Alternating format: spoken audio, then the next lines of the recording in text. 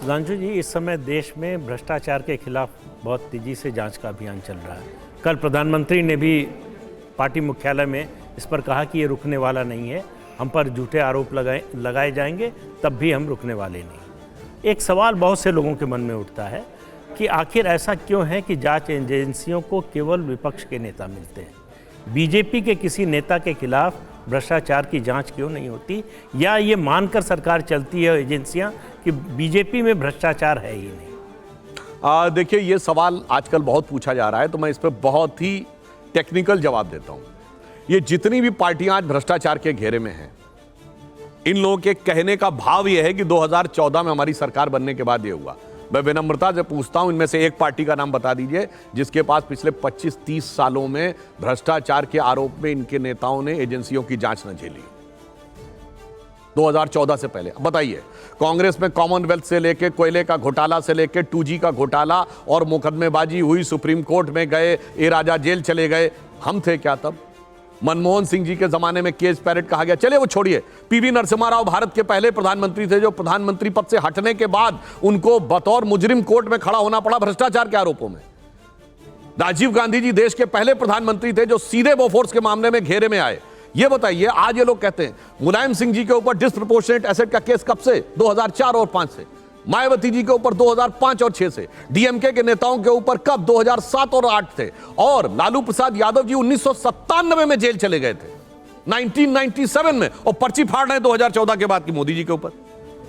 तो भाई प्रॉब्लम क्या है कि इनका तो पूरा चरित्र और फितरत ही भ्रष्टाचार है। देखिए, ये इन पार्टियों की एक बड़ी खास बात है, नाम लेना है जाति का, आगे करना है परिवार को, और सत्ता में आने के बाद भ्रष्टाचार करना है। परिवार और भ्रष्टाचार को बचाना है, केवल यह उद्देश्य है, इसीलिए सब मिलकर एक होने का प्रयास कर रहे हैं। कल मोदी जी झूठ बोले, इसका मतलब कल मोदी जी ने यह कहा था अपने भाषण में, अब मैं 2014 के पहले तो कोई ईडी एक्शन ही नहीं लेता था, जांच एजेंसी एक्शन ही नहीं लेती थी। नहीं, लेकिन 2014 के बाद ही हमने एक्शन लेना शुरू किया भ्रष्टाचार के खिलाफ। लेकिन आपने जितने नाम गिनाए ये तो 2014 के पहले के हैं। आप मेरी बात सुनी नहीं पाए। मैंने 97 में गिराया जब ईडी थी भी नहीं। मैंने वही तो कहा। फोर्स के जमाने में मतलब कोई भी एजेंसी हो, एक मिनट, एजेंसी कोई भी हो, भ्रष्टाचार में इनको रहना है। नहीं, मैंने क्या कहा आपको कि इसका मतलब भ्रष्टाचार के खिलाफ एक्शन हुई है। एक्शन कैसे हुई है? कोर्ट से हुई है। सर, नीरव मोदी, ललित मोदी, ये दोनों ओबीसी नहीं है, तो ये ओबीसी का अपमान कैसे होगा? सर ये बताइए, मोदी सरनेम आपने प्रयोग किया, तो मोदी सरनेम किसका होता है? या तो आप सरनेम नहीं कहते। नहीं, लेकिन नीरव मोदी बनिया समाज से आते हैं, ललित मोदी भी ओबीसी नहीं है। अच्छा, ये कांग्रेस पूरा तर्क दे रही है बार बार। नहीं, तर्क, कांग्रेस का तर्क बहुत बढ़िया है। मैं एक बात कहूं आपसे, आपने 2 नाम लिए, ललित मोदी, नीरव मोदी। 2 उदाहरणों पर पूरी एक जाति या एक सरनेम को चोर कहने वाले लोग वो हैं जो हजारों उदाहरणों के बाद अगर कह दिया जाए कि सारे आतंकवादी एक समुदाय से क्यों होते हैं, छाती पीटने लगते थे कि आतंकवाद का मजहब नहीं होता और चोर की जाति होती है। वाह, 2 उदाहरणों पे एक पूरी जाति चोर है और हजारों उदाहरणों के बाद नहीं, आतंकवाद का मजहब नहीं होता है मगर चोरी की जाति होती है। इसी कारण से यह इनकी गति हो रही है। नहीं, लेकिन राजगोपालन जी, ये सवाल पर आपका टेक। सुधांशु जी, 303 एमपी बीजेपी को है, कांग्रेस को 55-50 है। आप क्यों बार बार पार्लियामेंट को रोक रहे हैं? 303 होने के बावजूद भी पार्लियामेंट चलाना चाहिए था, क्यों पार्लियामेंट को रोकना? इसमें आपको क्या अनुभव मिल रहा है? एक तो मैं ये बात ऑन द लाइटर नोट कह दूं, एक दौर था जब हमारे 2 MP होते और आज कितने? 303। ये जनता के आशीर्वाद से हुआ है। जहां तक रोकने की बात है, देखिए वहां पे बहुत स्पष्ट बात। 303 वैसे भारत की एक बहुत पुरानी बंदूक भी है जो आप बता रहे हैं। नहीं भैया, मैं ये कह रहा हूं, आप सरकार की आलोचना करिए, हम तैयार हैं। आप भाजपा की आलोचना करिए, हम तैयार हैं। आप मोदी जी के विरुद्ध जितना विश्वमन करना है करिए। आपने क्या क्या नहीं बोला, मौत का प्रकार, मौत तरीका, ये मरेंगे, ये होगा, जाति बोधक शब्द बोले और ये कहा तू चाय बेच, सब चलता है। अगर आप भारत का अपमान करेंगे कि भारत में डेमोक्रेसी खत्म हो गई है और आप कहेंगे so called defenders of democracy, यही वर्ड यूज है, Europe and America, defenders of democracy, why they are not reacting, तब तो फिर आप भारत की सार्वभौमिकता यानी सोवरेनिटी ऑफ इंडिया, भारत के कॉन्स्टिट्यूशन, भारत के लोकतंत्र का अपमान कर रहे हैं, तब हमने कहा माफी मांगो। बाकी तो आप गाली बकते रहे, मोदी जी की बोटी बोटी काटने से लेके इसकी मौत मरेगा उसकी मौत मरेगा सब बोल लिया। हम उसके ऊपर माफी मांगने को हमने नहीं कहा, हमने इस पे माफी मांगने का। और दुख किस बात का हुआ? स्वतंत्रता के अमृत महोत्सव वर्ष में उस इंग्लैंड की धरती से आपने जाके कहा जिन्होंने हम पे हुकूमत की थी। अरे चलिए कोई बात नहीं, आपको मोदी जी के प्रति, भाजपा सरकार के प्रति बहुत घृणा है, एक आध बार कुछ अच्छी बात भी बोल देते। जैसे मोदी जी ने कहा कि हम बिगेस्ट डेमोक्रेसी नहीं है, we are the mother of democracy.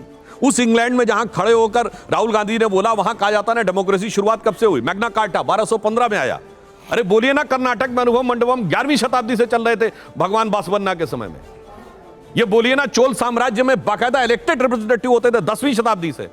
ये बोलिए कि वैशाली का पहला गणराज्य था 2500 साल पहले का। वेदों के जमाने में सभा समिति विदत गण बैठकर लोकतांत्रिक तरीके से निर्णय लेते थे। आज भी राज्यसभा और विधानसभा और लोकसभा शब्द वहीं से आया।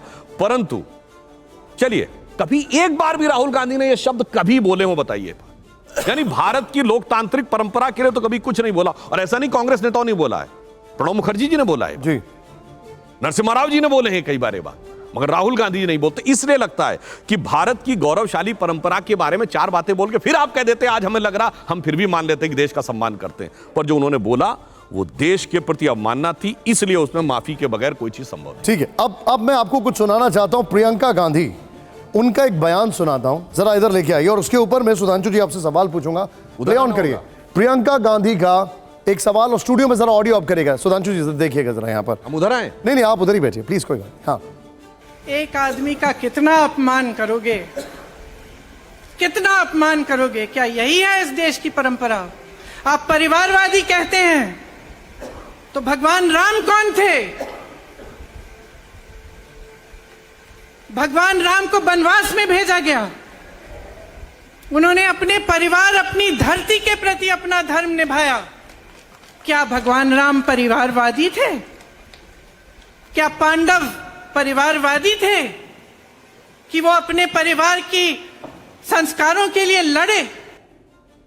अब सुधांशु जी, यहां पर बड़ा सवाल है परिवारवाद, जिसको लेकर आप जाहिर तौर पर, अभी आप कर्नाटक में कल प्रधानमंत्री जी ने भी इस पर बोला है, प्रियंका ने उसका जवाब दिया। आपका टेक इस पर? देखिए, पहली बात, कहां भगवान राम और कहां राहुल गांधी, तो कुछ तो सोचना चाहिए। दूसरी बात, मुझे प्रसन्नता भी है। देखिए, इसमें मेरे मन में मिश्रित अनुभूति आ रही है प्रियंका जी का बयान सुन के, क्योंकि महात्मा गांधी की समाधि पर खड़े होकर जहां हे राम लिखा है, उस राम को काल्पनिक कहने वाले, श्री राम मंदिर के विरुद्ध खड़े होने वाले, श्री राम मंदिर के विरुद्ध जिनके नेता वकील का चोला ओढ़ के खड़े होते थे, राम भक्त कारसेवकों पे गोली चलवाने वाले, कम से कम राम की याद तो आई।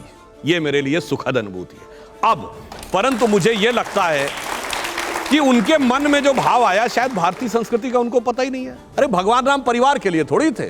क्या लिखा है रामचरितमानस में जब भगवान राम का जन्म हुआ? विप्रधेनु सुर संत हित लीन मनुज अवतार, निज इच्छा निर्मित तनु माया गुण गोपार, संपूर्ण विश्व के कल्याण के लिए वो आए। और एक और बात कहूं, तुम्हारा भाई यदि गलत है, इसके बावजूद आप अपने भाई के पक्ष में खड़े हैं, यह राम की नहीं रावण की परंपरा है। कुंभकर्ण को पता था मेरा भाई रावण गलत है, फिर भी उनके साथ खड़े थे। सुनिए, और पांडवों की परंपरा क्या है कि मेरे भाई यदि गलत हैं तो मैं उनसे भी लड़ जाऊंगा, क्योंकि अभ्युत्थानम धर्मस्य तदात्मानम सजाम्यहम्।